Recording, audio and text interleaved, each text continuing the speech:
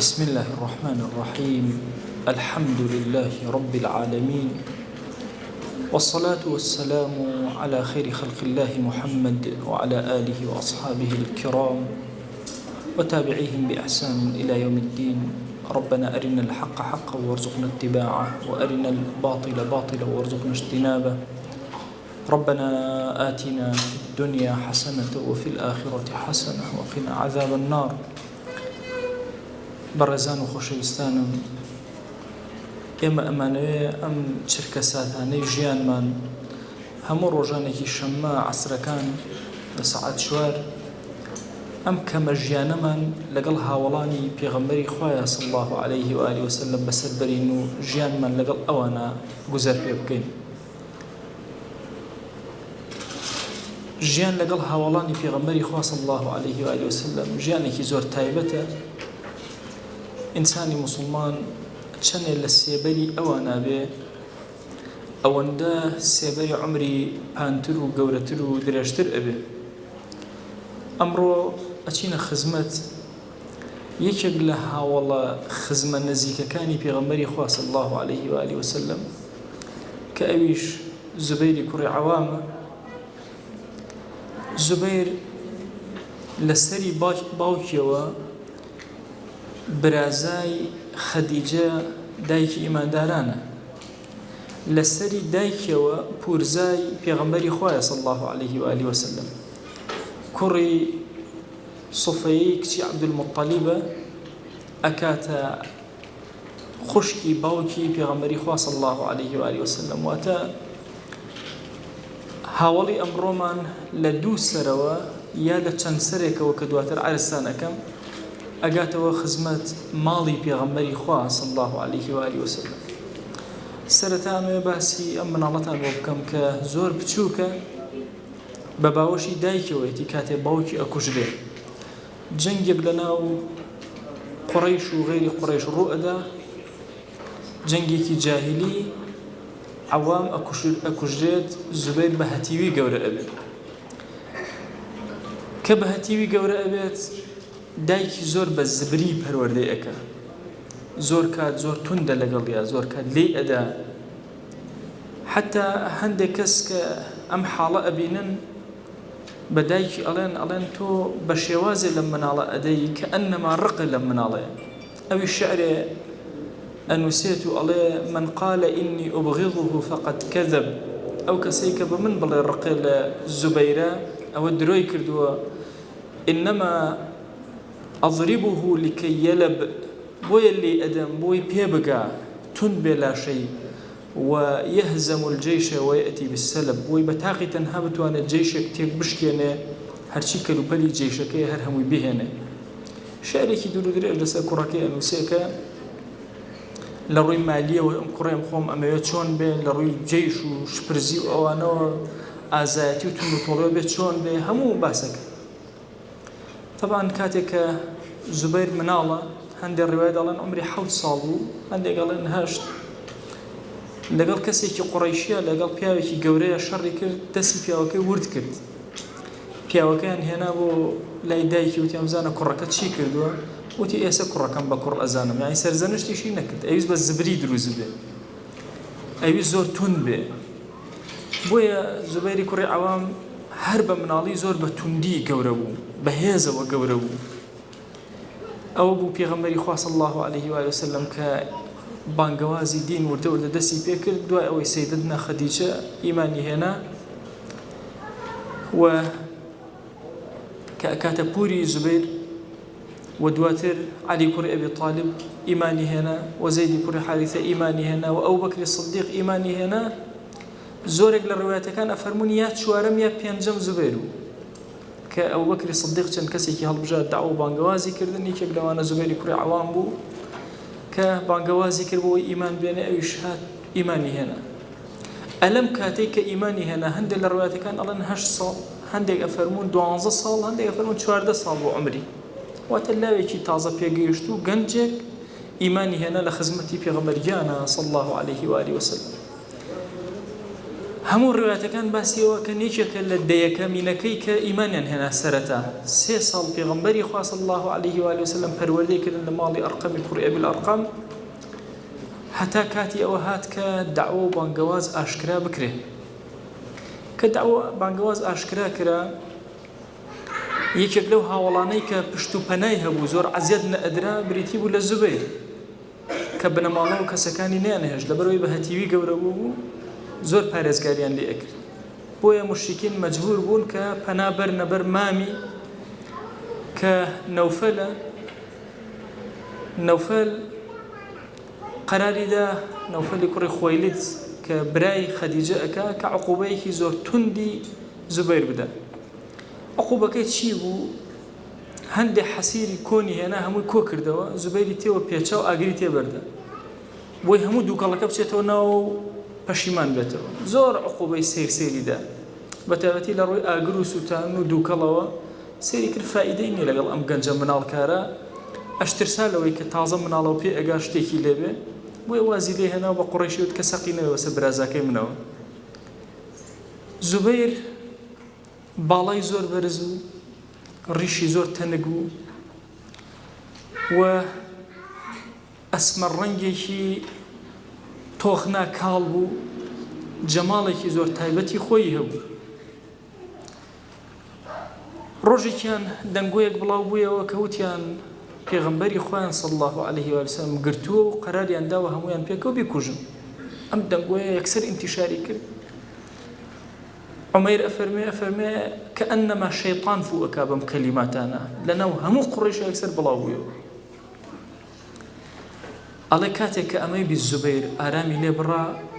گەڕا شمشێرەکەی باوکی دۆزیەوە شمشێرێکی زۆر درێژ بوو خۆی مناڵ بوو شمشێرەکەی هەڵکرد و ڕۆژ بۆ دەرەوەی مەکە لە دەرەوەی مەکە زۆر چاوی ئەگێڕا لە شوێنێکە پێغەمبەری خوا صلی الله عليه و سلم لەگەڵ سەیدنا ئەبوبەکر بینی پێغەمبەری خوا صلی الله عليه و سلم پێوت ئەی گەنج بۆچی هاتووی بە شمشێرەکەوە بۆچی شمشێرە هەڵکێشاوە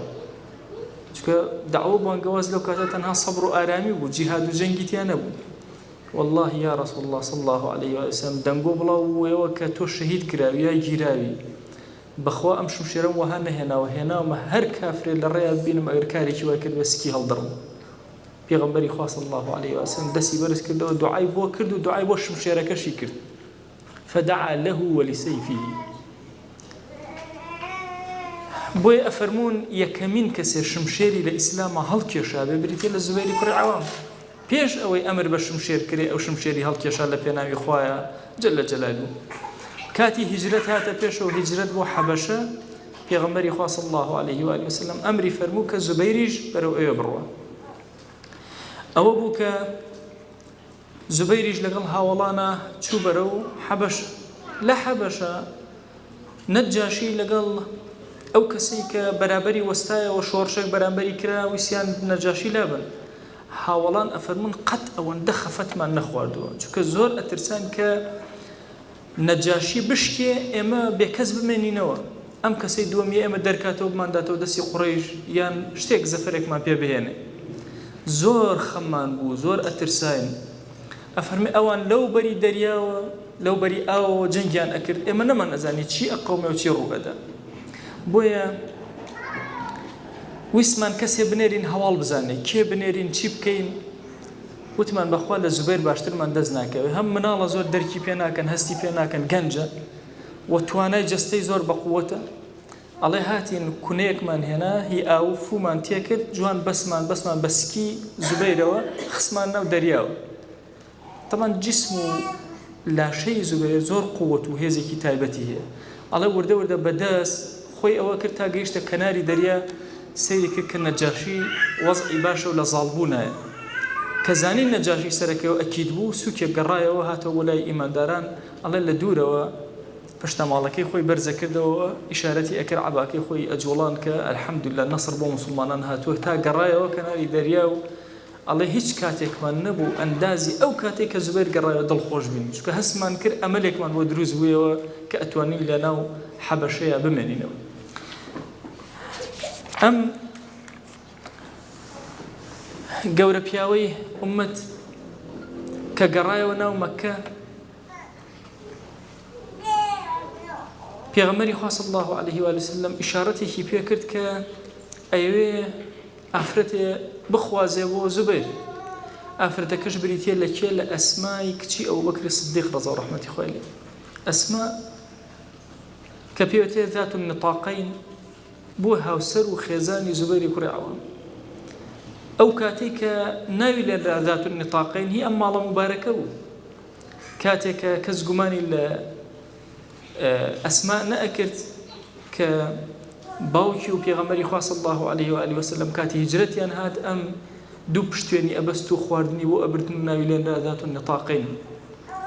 بۆیە پیاوێکی مبارەک لە ناو ماڵێکی مبارەکە. لەم ڕێشەوە جارێکی تر زوبەیری کوڕی عەوام تێکەڵ بووە بە ماڵی پێغەمبەری خوا صلی الله عليه و آله وسلم کە دوایە عائیشە دایکمان زەواجێکی لەگەڵ پێغەمبەری خوا صلی الله عليه و آله وسلم لەگەڵ خۆشەویستمان بوون بە ئاوەڵزاوە یەکتر. بۆیە لە چەند لایەکەوە خزمایەتی و تێکەڵی لەگەڵ ماڵی پێغەمبەری خوا صلی الله عليه و آله وسلم هەبوو. کاتێک کە پێغەمبەری خوا صلی الله عليه و آله وسلم لەگەڵ ئەبوبەکری سیدیق سەیدنا ئەبوبەکر هجرەتیان کرد بەرەو مەدینە، لەو کاتە زوبەیر لە شامەوە ئەگەڕایەوە هەندێک کەلوپەلی بازرگانی هێنا بوو ئەهاتەوە. لە ڕێیە بە خزمەتی ئەم دوو خۆشەویستە گەیشت و هەواڵی زانی کاروانەکەی لادا هەتا پێیان گەیشت. دوو جلی سپی زۆر جوانی پێشکەش کرد بە پێغەمبەری خوا صلی الله عليه و آله وسلم لەگەڵ سەیدنا ئەبوبەکر. بۆیە ئەفەرموون کاتێک کە پێغەمبەری خۆشەویستمان صلی الله عليه و آله وسلم کە چوە شاری مەدینە ئەثەری سەفەری پێوە دیار نەبوو، چونکە جلەکانی کە زوبەیر پەیدا بوو لەبەری کردو.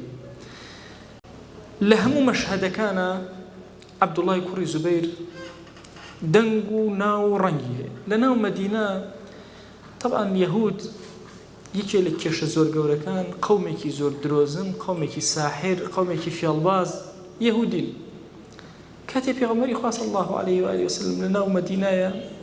سەرەتا موسڵمانان هاتن، سبحان الله هیچ مناڵێکیان نەبوو مهاجرین کە هیجرەتیان کردبوو. نزیکەی ساڵێک یەک مناڵ لەدایک نەبوو. ئیتر وردە وردە دیعایان کرد یەهودیەکان، وتیان ئێمە سحرمان لێ کردوون، هیچ کامێکیان مناڵیان نەبێ. پێغەمبەری خوا صلی الله عليه و آله وسلم ئەصحاب زۆر غەمبار بوون. ئەفەرمێ کاتێک کە ئەسما هات هیجرەتی کرد حاملە بوو، کە هاتە ناو مەدینەوە یەکەمین مناڵە لەدایک بوو لەم ماڵە مبارەکە بوو، عەبدوڵای کوڕی زوبەیر لەدایک بوو. پێغەمبەری خوا صلی الله عليه و آله وسلم زۆر دڵی خۆش بوو بەم مناڵە، هێنایان بۆ خزمەتی بانگیدا بەگوێیە حەنەکە و ئەفەرمێ هەندێک خورمای کردە ناو دەمی خۆیەوە، جووی دوای کردە ناو دەمی عەبدوڵڵاوە. بۆیە عەبدوڵای کوڕی زوبەیر یەکێکە لەو کەسانەی کە ڕوتبەیەکی زۆر گەورەی هەیە و هەندێک لە زەمن وەلەو کەمیش بێ بە خەلیفەی موسڵمانان ئەژمارەکرێ. لە هەموو مەشهەدەکانە زوبەیر تو ئەبینی. لە جەنگی بەدرە قائیدی مەیمەنە بەشی ڕاستی جێشەکەی پێغەمبەری خوا صلی الله عليه و آله وسلم قائیدەکەی بریتیە لە زوبەیری کوڕی عەوام. ئەفەرمێ عەمامەیەکی زەردی کردبووە سەری. لەو جەنگا چەندین کەس کە بە ئاشکرا ئەزانرا ئەمانە جێشمشێری زوبەیریان پێوەیە. یەکێک لەوانە مامی خۆی بوو نەوفەل. جەنگێکی زۆر گەورەی گێڕا بە زوبەیری کوڕی عەوام. لە ئەنجامە پاڵەوانێکی زۆر گەورەش زوبەیر بوو زاڵ بوو بەسەریا و کوشتی. یەکێتر لەوانە عوبەیدەی کوڕی سەعیدی کوڕی عاس کە خۆی بەستە بوو، خۆی چەکدار کردبوو، زۆر بە موسەلەحی و بە مڕەتەبی هاتبوو بۆ جەنگ. ئەفەرمێ کاتێکە هات هیچ شوێنێکی نەبوو جێشیرە تیرێک، هەمووی بە زرێدا پۆشی بوو، قەڵغانێکی وای لەبەر کردبوو، جلێکی وای لەبەر کردبوو. زوبەیر ئەفەرمێ سێرم کرد بەس چاوی هەیە. ئەڵێ منیش یەکێک لە ئەو چەقۆیانەی کە پێم بوو، ئەو خەنجەرانەی کە پێم بوو زۆر باریک بوو. ئەڵێ پەلامارمدا ڕەگی دام لە چاوی. ئەڵێ هاواری ئەکرد ئەیبۆڕان هەتاوەکو کەوت. ئەڵێ کە کەوت چوومە سەری، ئێمە یاسایەکمان هەیە من قتل قتیلا فله سلبه، فەرمایشتێکی پێغەمبەری خوا صلی الله عليه و آله وسلم هەر کەس کەسێ بکوژێ و دوای شاهیدی هەبێ لەسەروەی ئەم کەسە ئەوی کوشتۆ لە مەیدانی جەنگ و جیهادا، هەر کەلوپەلێ بەو کەسەوە بێ هەر هەمووی ئەم ئەبێتە خاوەنی. ئەڵێ ئەم زرێ و پۆشاکەی کە پێوەی بوو شتێکی زۆر جوان بوو لە جەنگا، مدەجەج بوو لە جەنگا و مەشهور بوو. ئەڵێ هەموو کەس حەزی لێکە، هەموو جەنگاوەری حەزی کرد ئەو جلەی هەبێ. ئەڵێ کاتێک چووم سێرەکەم وا خۆی بەستووە زۆر بە زەحمەت ئەڵێ قاچم نایە سەری بە زۆر لێم کردەوە هەڵم گرت پێغەمبەری خوا صلی الله عليه وسلم کە بینی زۆر بەلایە جوان بوو ئەڵێ پێشکەشم کرد بە پێغەمبەری خوا صلی الله عليه وآله وسلم دوای ئەو پێشکەشم کرد بە ئیمامی ئەوبەکر دوای ئەو وەرم گرتەوە پێشکەشم کرد بە ئیمامی عومەر دوای ئەوە زەمەنی ئیمامی عەلی بنەماڵەی ئیمامی عەلی بەبێ ئیزنی من بردیان ئەڵێ وتم مادامە بە ئیزنی من بردوتان ئەبێ لێتان بسەنمەوە چوم داوام کرد لێم وەرگرتنەوە ئەو جلەی مایەوە هەتا وەکو وەفاتی کرد هەر ئەو جلەی لەبەرە کرد لە کاتی جەنگ و جیهادەکان مەشهەدێکی سیر ئەصحاب ئەڵێن لە هەلایەکەوە سیرمان ئەکرد زوبەیرمان ئەبینی لە پێشی جەنگە لە دوای جەنگە لای یەسار لای یەمین لە قەلبی جەنگە بە مێزەرێکی زەردەوە مێزەر زەردەکەی دیار بوو لە دوورەوە هەر ئەومان ئەبینی پێغەمبەری خوا صلی الله عليه وآله وسلم فەرمووی إن الملائكة نزلت على سیماء الزبير ملائكة للرجي بدرة لسر شواز وشكل زبير هاد نخوارو بو شكل زبير بويا ملائكة لسر أو شواز هموان مزاريكي زرديان بيو بو هاد نخوارو بو جنگو جهاد هموان أو زبيري كورا عوام كوش فضلكي زور قوري بو زبير أقرأتو طبعا زبيري كورا عوام لما همو جنگ كان ككردويت يشيك ولا فرسان سوارا كان طبعا اما دو جور بيادمان هي لجنگا لقل فرسانا لفقه إسلامي لبابي جهادا أو كسيك فرسانا جنگ أكاسي سهمي أدريته دو سهم بو فرسا كيف سهم بو خوي شكو فرسا أركي هي أو هي لفقه إسلامي أو ودان راو زبير كوري عوام لهمو يكيق لجنگ كان ككردويتي لخزمت بيغمبري خويا صلى الله عليه وآله وسلم شوار بشكي ودا أندرا شوار بشكي بو خوي دو بشك بو والله خكي بشكي لذوي القرباء أواني كنزيكي بيغمبري خوان صلى الله عليه وآله وسلم آل بيتي بيغمبري خوان صلى الله عليه وآله وسلم زكاتيان بيناشي بلام خمسي كان هي لمسألة غنيمة مسلمانانا لو خمسة بشكي بو أهاتو لهمو جنگو جهاد كان بو شواز لغزوة أحدى دواي أوي أصحاب جورق لشكسيان هنا بيغمبري خوان صلى الله عليه وآله وسلم نبادا قريش فرسد بينو بقرنوا فرمووی چەند کەسێکم فیدایی هێرش کردنەوە جارێکتر سەر قوڕەیش و بیان ترسێنەوە حەفتا کەس خۆیان ئامادە کرد زۆر ماندوو بوون لە جەنگەکە حەفتا کەس خۆیان ئامادە کرد کە بچنە ئەو بربەرەکانەیەوە یەکیان ئیمامی ئەوبەکر بوو یەکیان زوبەیری کوڕی عەوام بوو کە پێغەمبەری خوا صلی الله عليه وسلم زۆر دڵخۆش بوو بەو ئازایەتی کە لەو کاتا بریندار بوو سێ تەعنی بەرکەوتو بوو زوبەیری کوڕی عەوام لە جەنگی بەدرا سێ تەعنی بەرکەوتو بوو دانێکیان کەوتووە بەر گردنی ئەفەرمێت چاڵەکەشی زۆر قوڵ بوو بەستە بووی ملی لار کردەوە بۆی پێغەمبەری خوا صلی الله عليه وسلم دەرکی پێ نەکە بڵێ بگەڕێرەوە تۆ مەچووە فەرمووی هەر ئەچم یەکێک بوو لەو حەفتا کەسەی کە لە کۆتاییە چوونەوە بە دوای قوڕەیشە هەتاوەکو قوڕەیش زۆر ترسان لەوەی کە بگەڕێنەوە شکستێکی زۆر گەورە بێنن وای بە پەلە ڕۆشتن و نەگەڕانەوە لە هەر غەزوەی ئوحدا ئەبی عیزەی جەمحی کاتێکە لە غەزوەی بەدرا دەستی کرد بە گریان وتی من کوڕم نییە هەر کچم هەیە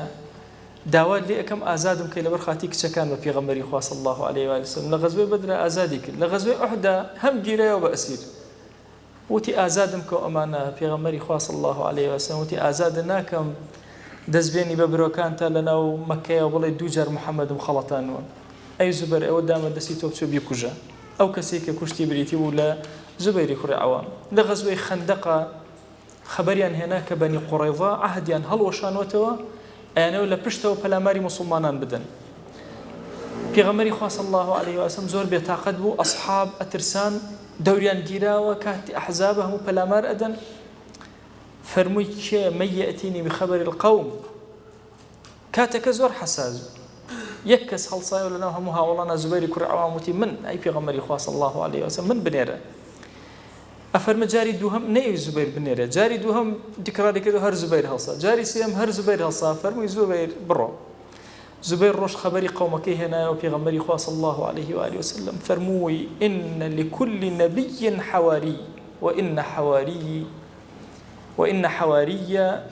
الزبير حواريكي من بريتي لكي لزبير كوري عوام حواري معناه چییە يعني کەسێکی زۆر مقربی خۆشەویست هەموو پێغەمبەرێک کۆمەڵە حواری هەبوو عیسا عليه السلام کۆمەڵە حواری بە دەوریەوە بوون موسا عليه السلام براکەی هارون حواریەکەی بوو وهكذا فەرمووی حەواری من پێغەمبەری خوا صلی الله عليه و آله وسلم بریتیە لە زوبەیری کوڕی عەوام لە خەیبەرە عینەن مەشهەدێکی تایبەتی هەیە زوبەیری کوڕی عەوام ئەفەرمێ کاتێکە لە خەیبەرە مەرحەب کوژرا براکەی هات یاسر کەسێکی پاڵەوانێکی زۆر گەورە بوو کەس نەیوەرە بەربەرەکانێکە ئەو گەنجەی کە پەلاماری دا و شمشێری خۆی هەڵکێشا و یەکسەر چوە پێشەوە لێی بریتی بوو لە زوبەیر سوفەیە لەو جەنگا بەشداری کردبوو بە پێغەمبەری خوا صلی الله عليه و آله وسلم وتی والله یا رسول الله يقتل ابني أو ياسر كركي من أكوجه فرموي لا بل يقتله ابنك نا بلكو بعكسه كركي تو أو أكوجه أفرمي أوان دينا برجنجي كي تيرو تسليا لنوانا الرودة دواتر زبير فرستي لي هنا كشتي لهمو مشهد كان كثير كي لدواي في غمر إخوة صلى الله عليه وسلم بيقول جياني همو لميدان الجهاد سرف كله لا يرموك أبيني لفتح مصر أبيني حتى إمام عمر كشوراي دانا لدواي خوي شش كسي هالبجار بوي خليفة لدواي خوي هالبجاني كان زبيري كل عوام بوي همو لهمو مشهد كان أي بيني يكيك لعشرين مبشرة كبيغمري خواه صلى الله عليه وآله وسلم مجدي بهشتي بيداون ورده سيدنا عثمان شهيد بو يكيك لو كساني زور تند بو لسر طولة كرنوا لسر إمام عثمان بريتي ولا زبيري كل عوام طبعا لسر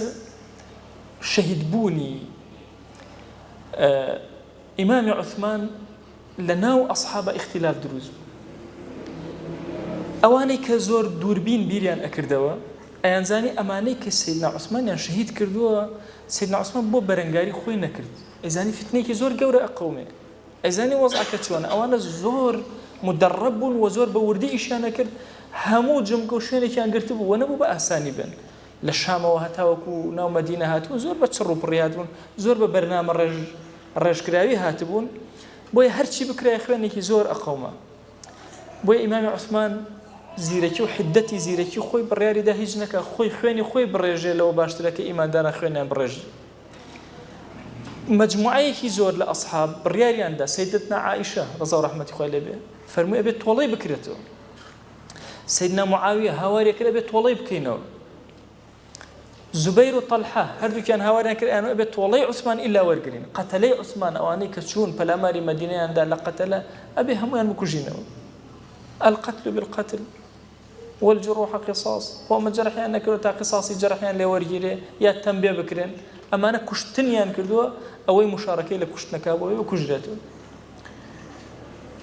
طبعا هو حادثي مسألة شهيد بوني سيدنا عثمان زور قوري كتشون زبيري كري عوام فرموي أو همو جنجا كان هاتون بولاي من أي إمام بس إشارتي يبقى إشارتي إن النوم مالكات خن من لقى خن تعرج نايل زفر بتوبر إمام عثمان فرموي ليه مقرن منه قرآن كم ليه قرن طبعا دواي الشهيد بوني إمام عثمان اختلاف دروز أواني كدواي ثأري إمام عثمان يعني أكردو دواي أوان أكرك خوێنی ئیمامی عوسمان ئەبێ وەربگیرێتەوە یەکێک لەوانە کە زۆر بە توندی معارەزەی ئەکرد هەر ئەبێ خوێنەکەی وەرگرینەوە زبەیری کوڕی عەوام بوو حتا لە معرەکەی جەمەلە کاتێک کە سەیدەتنا عایشە چوو بەرەو عێراق و ویسیان تۆڵەی ئیمامی عوسمان وەرگرنەوە طەلحە زوبەیر هەردووکیان ئەم دیو ئەو دیوی سەیدەتنا عایشەیان گرتبوو لەو جەنگ ئەو بوو کاتێک کە ئیمامی عەلی تەشریفی هێنا بۆی لێرە بگەنە نەتیجەیەک ئەمانەی کە ئیمامی عوسمانیان شەهید کردبوو وتیان بزان ئێمە ڕێی ئەوان ئەزانین داوای خوێنی ئێمە ئەکەن ئەبزان ئیمامی عەلی ئەڵێ چی بزان چی چۆن لەگەڵیانە ڕێک ئەکەوێ کە زانیان ئیمامی عەلی زۆر شلە لەسەرەوەی ئەمانە بدا بەدەستەوە لەگەڵیانە ڕێکەوێتەوە بۆی خوێنی موسڵمان نەڕێژێ قەتەلی عوسمان بکوژێن بۆی هاتن فێڵێکی زۆر گەورەیان کرد لەو نێوانە زۆرێک لە موسڵمانان جەنگێکیان هەڵگیرسان بەبێ ئیرادەی هەردوو لە جاکە زۆر گەرم بوو یەکێک لەو کەسانە قائیدی جێشەکە بوو سەیدنا زوبەیر بوو ئیمامی عەلی هاواری لێ کرد زوبەیر بیرە ناکەوێتەوە جارێکیان لە خزمەت پێغەمبەری خۆیان بوون صلی الله عليه و آله وسلم وتی ئەی عەلی ڕۆژێک لە ڕۆژان زوبەیر جەنگ لەگەڵ تۆیە ئەکا بەرامبەرت ئەوەستێ ئەو ڕۆژە تۆ مەزلومی زوبەیر زاڵمە ئەڵێ زوبەیر بیری کەوتەوە وتی والله یا علی بیرم نەبوو ئێستا بیرم کەوتەوە ئەڵێ یەکسەر شمشێرەکەی خۆی دانا و پاشەکشەی کرد کە پاشەکشەی کرد چوە لای ئیمامی عەلی و داوای عەفوی لێ کرد و ڕۆشت هەر جانەکەی بەجێهێشت بە کولی وتیان ترساوی وتی ئەوانەی کە منیان لە جەنگا بینیەوە ئەزانن ترساومیاننا من تازە لە فیتنە خۆم ئەپارێزم دوور کەوتەوە ڕۆژ دوور کەوتەوە لە جەنگەکە خەریکی نوێشکردن بوو ئەلەم کاتا کەسێک هات کاتێکە لە سوژدا بوو پەلامەریە و زەفەری هێنا بە سەیدنا زوبەر یەکێ لە قەتەلەی عوسمان ڕەزا و ڕەحمەتی خوای لێ بێ هات زوبەیری کوڕی عەوامی شەهید کرد زوبەیری کوڕی عەوام لەناو نوێژە شەهید بوو یەکێک لە پاڵەوانە گەورەکانی ئومەتی ئیسلامی و یەکێک لە هاوڵ نزیکەکانی پێغەمبەری خوا صلی الله عليه و آله وسلم تەواو یەکێک لە تابعین بۆمان ئەگەڕێتەوە وەڵە جارێک لە شوێنێکا بووین لەگەڵ سەیدنا زوبەیر ئەڵێ پەردەیەکم بۆ گرتبوو بۆی خۆی بشوە پەردەکە نزم بوو ئەو هەڵسایەوە ئاوی کرد بە خۆیە ئەڵێ سەیری پشتیم کرد ترسام سەیری سنگم کرد و مەزانی چاوە لە ناو سنگیا ئەوە چاڵ چاڵ بوو ئەڵێ وتم ئەی هاوار زوبەیر ئەوە چییە پشت و سنگت وتی بینیت ئەرە والله وتی والله هەموو ئەمانە لە خزمەتی پێغەمبەری خوا صلی الله عليه وسلم طعنن بەرم کەوتون یا شیرە یا ڕمە یا تیرە بەرم کەوتون ئەفەرمێ سی شوێن بەلاشەی زوبەیری کوڕی عەوامەوە بوو کە شوێنی برین بوو لە جەنگەکانە یا مەسەلەن شمشێری بەرکەوتوو یا تیرە شتێکی بەرکەوتوو زوبەیری کوڕی عەوام زۆر بە گەورەی ژیا ئەفەرمێ عەبدوڵڵای کوڕی بۆمان ئەگەڕێتەوە ئەفەرمێ هەموو جارێ ئەیوت ئەی عەبدوڵڵا کە من ئەمرم زۆر قەرزارم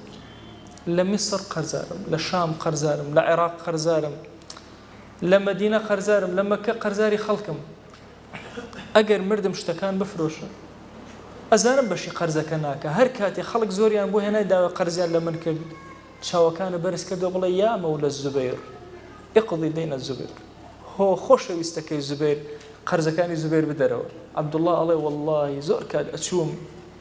کەسێک داوای قەرزی لێ کردم هیچ نەبوو ئەم کەلیماتانم ئەوە ئیلا خوای گەورە ڕستێکی وهای بۆ ئەنادم کە من بڕێ لە قەرزەکانی زوبەیر بدەمەوە هەتا هەموو قەرزەکانم دایەوە ئەفەرمێ ساڵێک و چەند مانگێک تێپەڕی بەسەر وفات و شەهید بوونی زوبەیری کوڕی عەوامە هەموو قەرزەکانم دایەوە ئەلێرە کە ئەمەم ئەخوێندەوە سوبحان الله بیرم لە شتێک ئەکردەوە ینی ئەموت ئەی هاوار وەرە ئەی زوبەیر ئەبێت چەند یەقینت هەبێ کە خوا تۆی خۆشەوێ هۆ مەولای زوبەیر خۆشەویستەکەی زوبەیر قەرزەکەی زوبەیر بەرەوە ئەبێت چەند مطمئین بوو بێ لەگەڵ خوایە ئەبێت چەند ڕازگۆ بێ لە دڵەوە لەگەڵ خوایە ئەبێت ڕۆحی چۆن بوو بێ چۆن ئاوێتە بوو بێ لەگەڵ ڕەب العالەمینە ئەم کەڵە پیاوانەی ئومەتی پێغەمبەری خوا صلی الله عليه و آله وسلم هەر یەکەیان لەژێر سێبەری حیاتی ئەوەستی ماندووبوونێکی زۆر ئەبینی یعنی حیاتی زوبەیری کوڕی عەوام ئەخوێنیتەوە سبحان الله ژیانێک پڕ لە ناڕەحەتی چەرمەسەری یعنی بە هەتیوی گەورە بە دواتر لە پێناوی خوایە دایکی پەروەردەی کردبەوەی تۆڵەی باوکی بکاتەوە بەڵام ئەم بوو بە پەڵەوانێکی ئومەتی ئیسلامی کاریگەری دایک لەسەر ئەولاد و پەروەردەی ئەولاد ئەبینی بەداخەوەڵم ئەمڕۆ کە ئومەتی پێغەمبەرجان صلی الله عليه و آله وسلم لەبەرەوەی لەسەر قاچەکانی خۆی نییە دایک نازانێت چی بکە لە مناڵەکەی چۆن پەروەردەیکە بۆ کێی پەروەردەکە وەرە ئەگەر ئومەتی ئیسلامی لەسەر قاچەکانی خۆی بێ ئێستا ئێمە مناڵێکی 12 ساڵ لەو ئەچە بڵێن هێشتا هیچ ناتوانێت بەڵام ئەو لە 12 ساڵیە شمشێر ڕائەکێشێت و هەڵئەکێشێت و ئەوێ دیفاع لە پێغەمبەری خوا بکە صلی الله عليه و آله وسلم یعنی بێنە پێش چاوی خۆت مناڵێک لە شەشی ئیبتیدایی شمشێر ڕاکێشێت لە پێناوی خۆیە ئێمە مناڵەکەمان ئەچێتە زانکۆش هێشتا چاومە لەسەرێتی بەخوا هێشتا هەرزەکارە عەقڵی نییە وا تەسەوەر لەگەڵ مناڵەکانە ئەکەین بۆیە ئەم ئومەتە بە گەنج دروست ئەبێتەوە احتیمال لەسەر گەنجەکانە کچە بە ڕێزەکانم پەروەردەی مناڵ لەسەر گەورەی زۆر مهمە چەند فکری گەورەتر لە فکری مناڵەکەدا دروستکە زیاتر گەورە ئەبێت چەند ماندووی کە زیاتر فەقەیەکم هەموو جارێک خۆی شاردبووە طبعا هەمومان مەشغوڵ بووبوون پێوەی زۆر گەڕاین کورە لە سەیساغ گەڕاین لە هەڵەبجە گەڕاین لە سیروان گەڕاین لە خورمان دەنگی هەمان گەڕا هەرچی خزم و کەسی بۆ هەمووی هاتوو بەسەر مزگەوتە داباری بوو شڕتە و خەسەخانە و دنیا گەڕاین نەمان دۆزیەوە طبعا دوایی قەدەری خوا چوومە خوارەوەی مزگەوت گوڵۆپێ داگیرسا و هاتمە گوڵۆپەکە کوژا بوو وتم کەستان چوونە قاتی سەرەوە وتە ئەرە وەڵڵا هەموو گەڕاوین چوینە قاتی سەرەوە گەڕام هیچ نەبوو دوای سێرەکەم فەرشێک ئەوە لا دراوەتەوە تەڕە لەو بینی فەرشە خۆی شاردوێتەوە طبعا جەماعەت زۆر لێی تووڕەوتم کاکە لێی تووڕەمە بن بۆ خوای ئەم مناڵە ئایندەی زۆر گەشت بۆ قورئانەمە خۆی بشارێتەوە هەرچی کافری سەرجێ بگەڕە بەدوای نایدۆزێتەوە ئەمە هێزە لەو مناڵە ضعیفی و لاوازی نییە لێی گەڕن مادام توانی بێتی ئەم هەموو جەماوەرە بەخۆی مەشغوڵ کە ئەمە دیارە هێزتیایە ئەم مناڵە مەفەوتێنن دیارە حتمما هێز و ئازایەتێک و شتێکی مستەقبەلی هەیە کە ئەتوانێت لەسەری دامەزری دوای پرسیارم لەم مناڵە کرد باشە چۆن ناترسێ مەسەن لەم شوێنە چۆڵە تاریک فەرشێبەی بەخۆتا خۆ بکەی بە مردوو هەناسە نەیە ئەم هەموو کەسە بێن قاز بنێن بەسەر ئەم فەرشا بڕۆن تۆ جوڵە نەکەی باسی ئەوەیە کرد من وەختی خۆی زۆر مناڵ بووم باوکم هەندێک پارەی ئەدامێ ئەبوایە لە حدودا بمکردایەتە ئەو دی و بۆ شەریکەکانی باوک بەناو ئەو هەموو پازدار و دڕک و داڵات چوون ئەم بردە ئەو دی هەر ئەمە وای لێ کردو دواتر سێرەکەی ئەم مناڵە ئەم فکرەی بۆ دروست بۆیە پەروەردەکردنی مناڵ لەسەر زبری زۆر مهمە وا تەسەوور مەکە نازی مناڵەکەت و بیهێنە و بیبە و مەسەلەن خواردن و بابرسی بێ یعنی زۆر ئاسایی بەلاتەوە